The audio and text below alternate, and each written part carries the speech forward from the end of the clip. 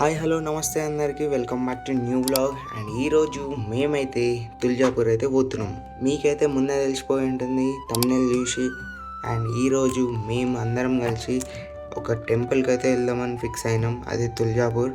And నేను hostel నుంచి వచ్చినా కాబట్టి మా మమ్మీ వాళ్ళు కూడా సరే అన్నారు. అండ్ మాకు 250 km అయితే అవుతుంది, 4 hours జర్నీ అనమాట ఇక్కడ నుంచి, వికారాబాద్ నుంచి. మేము అరౌండ్ 7కి స్టార్ట్ అయ్యాం. అండ్ ఇప్పుడు మధ్యలో బ్రేక్స్ తీసుకోవాలి. అండ్ చాలా ఇంట్రెస్టింగ్ ఉండబోతుంది, లాస్ట్ వరకు చూడండి, వీడియో తప్పక చూడండి, సబ్స్క్రైబ్ లైక్ చేసుకోండి. మేము మార్నింగ్ నుంచి ఒక 100 kilometers అయ్యాక ఒక టిఫిన్ బ్రేక్ అయితే తీసుకున్నాం. ఇక్కడ టిఫిన్ తినేసి ఇక డైరెక్ట్ తుల్జాపూర్కి అయితే పోవాలి. మధ్యలో ఏమేమి స్టాప్స్ వస్తాయో ఎవరికి తెలియదు అనమాట, అందుకని టిఫిన్ తీసుకోవాలి. టైం అయితే 9 అవుతుంది అనమాట. ఇప్పుడు మీకు తుల్జాపూర్ గురించి చెప్తా వినండి. తుల్జాపూర్ టెంపుల్ మహారాష్ట్రలో ఉన్న అత్యంత ప్రసిద్ధి శక్తులలో ఒకటి. ఇది తుల్జాభవాని అమ్మవారికి అంకితం చేసిన దేవస్థానం. ఇది భారతదేశంలోని 51 శక్తిపీఠాల్లో ఒకటిగా భావిస్తారు.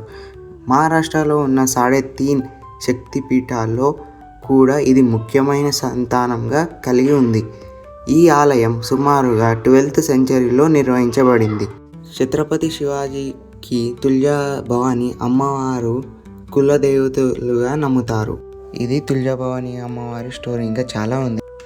సడన్గా అయితే మా కార్ అయితే పంచర్ అయితే అయిపోయింది, ఎప్పుడైందో తెలియదు. కానీ మాకైతే పోలీసు వాళ్ళు ఆపినప్పుడే తెలిసిందనమాట, అది కూడా చెప్పింది పోలీస్ ఆయననే.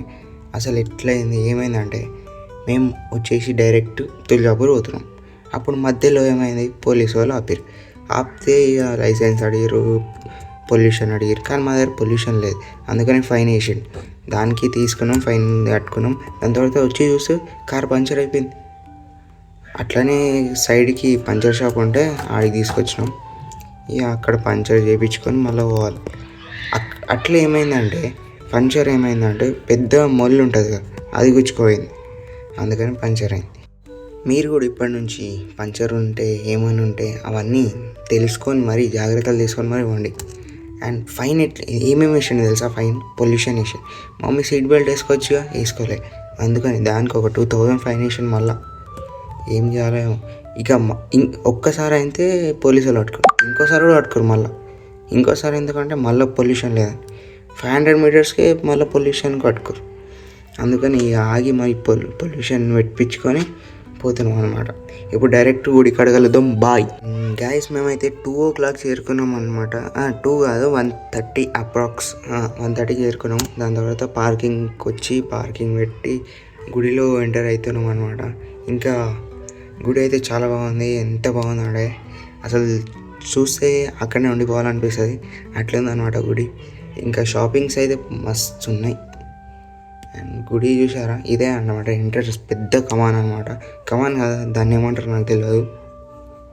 అండ్ గుడి చాలా బాగుంది, ఒకసారి విజిట్ చేయండి.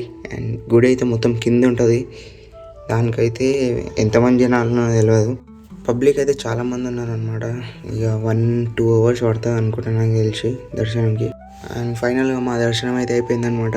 కరెక్ట్ ఒక 1.5 hour పట్టింది దర్శనానికి. అండ్ చాలా బాగుంది గుడి, ఇంకా చాలా బాగుంది అనమాట. అంతే, చాలా బాగుందంటే చాలా బాగుంది. ఇక చాలా గుడులు ఉన్నాయి చుట్టుపక్కల, అక్కడ ఇక్కడ, ఇంకా అన్నీ చూపిస్తాం చూడండి, మీరు కూడా ఒకసారి విజిట్ చేయండి.